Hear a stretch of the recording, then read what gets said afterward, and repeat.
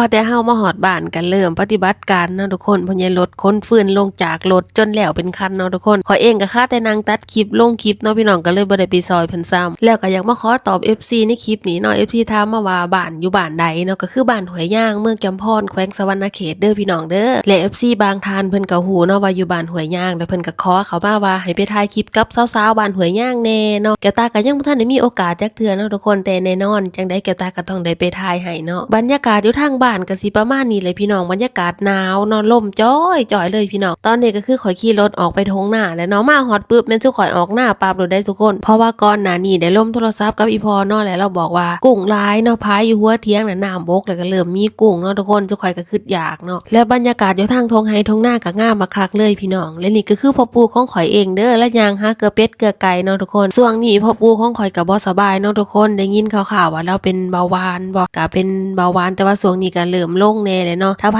ฮู้จักยาดียาพื้นเมืองแนะนำในเด้อทุกคนนี่คือชีวิตที่ข่อยใฝ่ฝันเนาะอยู่ไห้อยู่หน้าเลี้ยงเป็ดเลี้ยงไก่เนาะทุกคนเบิ่งแน่พ่อปู่ข่อยพุ่นยามแล้วเกลือเป็ดเกลือไก่เนาะข่อยก็ม่วนน้ำลาวเนาะเป็ดไก่ย่างน้ำก้นเป็นแถวๆถีบพี่น้องและบัดนี้ข่อยก็ได้ลงไปจับกุ้งได้เนาะทุกคนไปหางมเอาเนาะทำอีทนะเอาแยงมาสอนเด้อเนาะทุกคนบ่ได้เลยมันบ่เข้าแยงจักโตเลยเพราะว่ามีคนลงก่อนหน้านี้เนาะแต่กุ้งก็ลงไปอยู่ในแบบว่าหล่องตีนหั่นนะทุกคนห้อยมือห้อยตีนเฮาหั่นนะวันนี้ก็เลยได้งมเบิ่งแล้วป๊าดพี่น้องหลายขนาดเนาะได้ขึ้นมาแบบหลายอีหลีหั่นนะนี่แหละจ้าวิถีชีวิตชาวไร่ชาวนาเนาะทุกคนไปอยู่ไสกลับมาอยู่ไร่อยู่นาก็ยังเป็นคือเก่าเนาะ